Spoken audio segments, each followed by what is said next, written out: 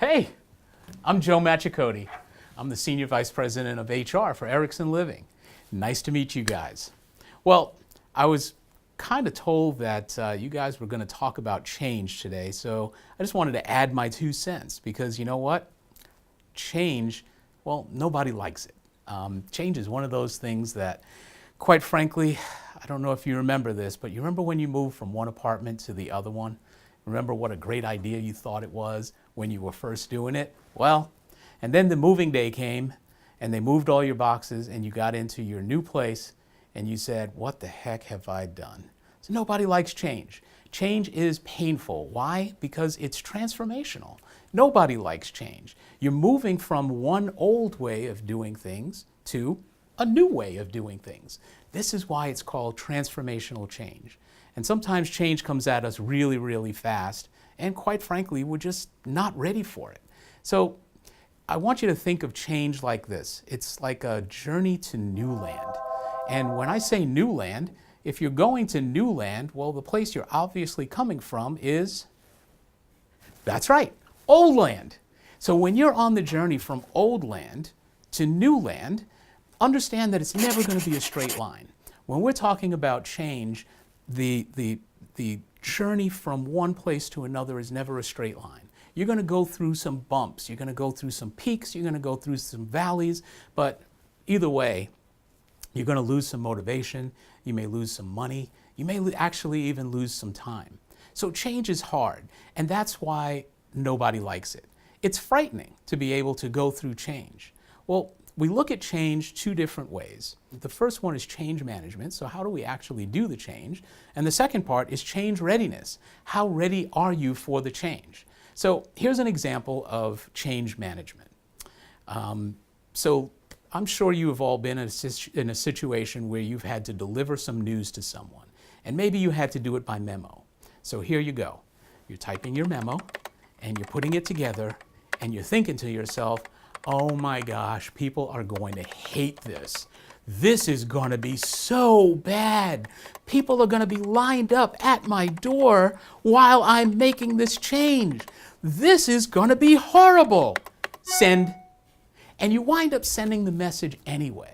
Well, we know that change is difficult for people, so in the change management process, it's our job to try and make sure that the change is going to be as palatable as it can possibly be while we're thinking about the change. So while you were typing that memo and you were thinking about all the negativity it was going to cause, it would have been a great time to ask the question, what are people going to think?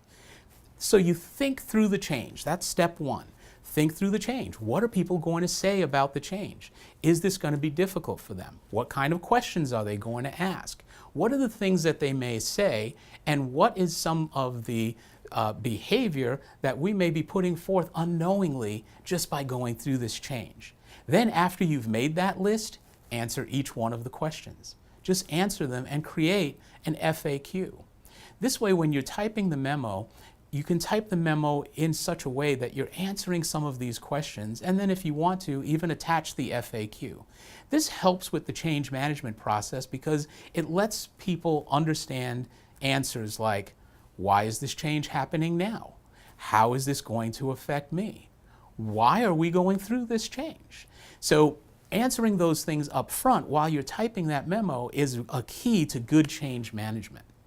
So you think about that the next time that you are going through change, and we can all do a much better job of it in our organization of taking a look at the change management piece. Okay, now let me give you a piece of what change readiness looks like, because change readiness has to do with, guess who? It's you. How do I go about accepting change? Who am I being during change? Am I my best self when change comes about? So imagine this. Every now and then we all see the same thing. A big giant box of change floats down on us from the sky. It just parachutes in. And on the side of the box is big giant black letters that say change. And you're looking at it and your team comes out and everybody's marching around the change box and going, what is it? Gee, I don't know. Well, listen to it. Is it ticking? Sometimes it could actually be ticking. It could be such a bad change that nobody is ready for that We just look at it and we're scared of it. So somebody says, well, okay, let's get a crowbar and open up this box of change. So now we're opening up the box of change and we look at it and our first thought is, oh no, there they go again. So let's use the example. This change came from corporate. So we can attack the change with a pitchfork and a torch, and we can turn our crowd into a mob, and we explain to everybody that this change came from somewhere else and nobody likes it, and we're going to do everything that we can to not go through it. Well, number one, the piece that we always forget is whatever change comes through, people had positive intent about the change. There is nobody waking up in the morning saying, gee, I wonder how I can bring down Erickson Living in one swoop. Nobody ever thinks like that. So first and foremost, as a leader, your job is to take a look at the change and say, well, number one, this came through with positive intent. People really do have positive intended actions when they're going through change. And it may not have come to you the right way. Maybe we didn't do the change management piece the right way, but still it's with positive intent. So my challenge to you is, instead of picking up the pitchfork and torch and turning your crowd into a mob, maybe what you do instead is you pick up a flashlight and you say, hey guys, you know what? Here came another box of change. I know, we don't really like a lot when this stuff happens, but let's check it out. And here's what I'm gonna do. I'm gonna take this flashlight and I'm gonna lead you through it. Don't be afraid, I'm afraid too, but we are gonna do this together. Who's with me? That's two different ways of looking at change readiness, change capability. So how capable are we as individuals when change comes? Because sometimes it's pretty negative stuff, and we all know that as human beings, we don't like change because it's the transformational trip from one place to another. It's the journey to new land. And the journey to new land is never, ever easy. Don't ever expect it. Change is going to be hard. So how are we going to do change management for our people? And how are we going to be ready ourselves so that we are positively leading the organization through the journey to new land?